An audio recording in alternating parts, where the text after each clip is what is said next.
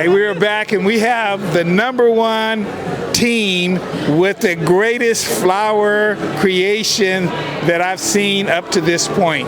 So who's going to start out by explaining what kind of flower this is? I think Jesse might. I guess I'll start. So what we have here is anemone, and we have the base, and then out of it coming out the tentacles, and the tentacles are a powdered bougainvillea. And then the other ones are a mix of powdered bougainvillea with rice and purple status to add a bit of texture. So it's a bit of a mix of those. It sounds like I have dinner, lunch, and a bouquet to go along with it. Oh yeah, you got some garnish. So why don't you share with the viewers, what does this opportunity mean to, I mean, you have a whole team of 5 people here, so let's start with here. What does this opportunity of being involved, being educated to this process mean to you as a young person? It's really great, I think, to get a lot of experience early, especially since it's my first year in college. Hearing about this program and joining has really opened me up to a lot of people and a lot of opportunities I would have had otherwise, so I'm really grateful for that experience. Okay, and what about you, young lady? Well, I'm a psychology major, so this doesn't have much to do with my major, but I really enjoyed getting to learn about something that I literally know nothing about. So. And how many times have you participated or volunteered with the tournament? This is my first time. And I didn't hear where you live, or how far you drove, or give us some sense of your distance. I live in Pomona, so it's only about a 30-minute drive. I live 10 minutes from here, but we were commuting 4 hours from San Luis Obispo the rest of the year. Wow. So Yeah. Are you saying you're from San Luis Obispo? I go to Cal Poly SLO. Okay. We're the San Luis Obispo. Oh, San Luis. Okay. Yeah. We know you have a Cal Poly here too, so. What about you? Yeah, I'm from a really small town called Angels Camp in Calaveras County. It's about like an hour and a half from Sacramento. So the drive was probably about 6 or 7 hours. So yeah, I woke up at 4 a.m. that day. So are you telling all these viewers that you literally drove about 6 or 7 hours to be a volunteer here and experience the Tournament of Roses? Yes. I wanted to be a part of this opportunity. How many times have you been a volunteer? This is my first time. First time. Yeah. Okay. And so far, what do you think? I really like it. I think it's a cool way to work with flowers. And when I joined like the Rose Float committee, I was like, okay, I want to put the flowers on the float. When can I do that? And so now we're doing it here, so it's pretty fun. And what about you? You look like you kind of a master behind all this. So. Well, my son goes to Cal Poly Pomona, so I have an opportunity to work with him when he's here, and this is my 4th time doing it. And I come up from North County, San Diego, and Encinitas, so it's a 2-hour drive, and just come up. So this is my 3rd day of this week driving up and back. So it's a lot of fun, really enjoyable. This is my 3rd year doing the Cal Poly, or the Rose Float program. I'm from the Cal Poly San Luis Obispo campus, so that's a fun commute, the 4-hour commute. But for now, you're up in San Luis Obispo. Mm-hmm. So. And for most of you who don't know what that means that they're north of Santa Barbara. Yeah. Okay. And about an hour and a half from Davis, or not Davis, but San Jose. Yeah.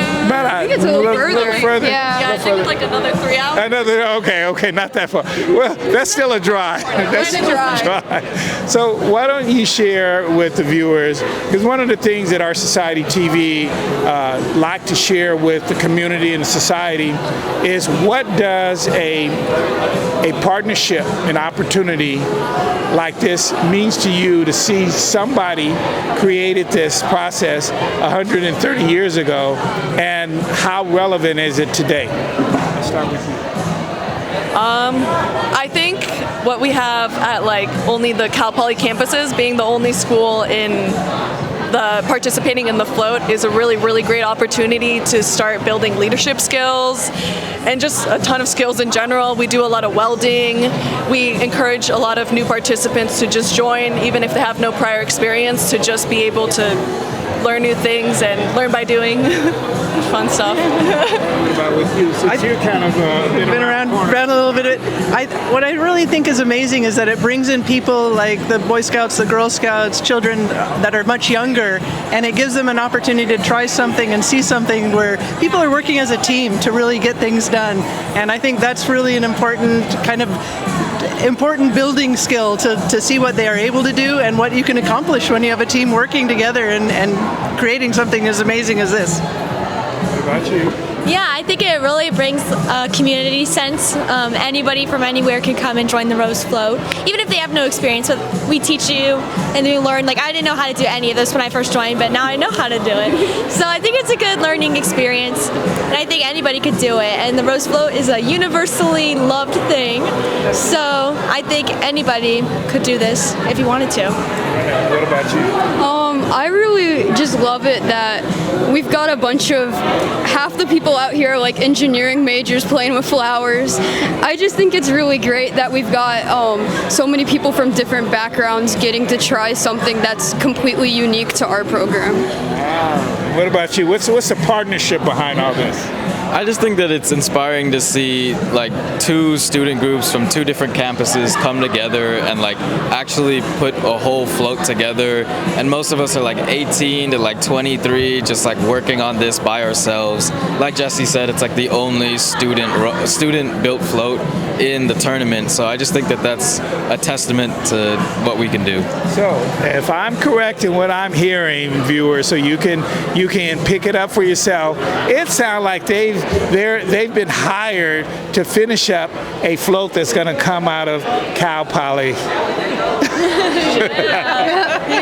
So what's going to be the name of the float, and which float is it, so we can make sure we capture it when we walk around the venue? Yeah, so this is the Cal Poly State University float, which is the shock and roll powering the musical currents. And you can see there's a manta ray, big manta ray in the front. We got three eels, and then a big clamshell in the back, and a lot of other elements that you can look up close if you come live to the float. What we're going to do, and we're going to make a commitment to Cal Poly, because I love Cal Poly. In fact, my first experience coming out of high school was Cal Poly in San Luis Obispo. That's why I knew where it was. We're going to focus because we're going to see where you rank amongst the awards on on Saturday or Sunday when they're going to have the award show. I believe we have our judging the 31st at 3, so that's when our judging is, and then awards are released at midnight, I believe, of Sunday. So we're going to follow San Luis Obispo. We're going to keep our fingers crossed that this is going to win, because you got a lot of science and engineers behind it. So we're going to see if that creativity and the mechanics can come together. Well, thank you so much. So what you can do is follow us on social media. If you guys want to see how it pans out, we'll release some of this on social media, but then we're going to do a whole show. And that's going to come out later. So with the editing. So I want to thank you. It was a pleasure. Thank you. And this is my first experience in doing a story on it. And I'm from Pasadena. Thank you. You're welcome.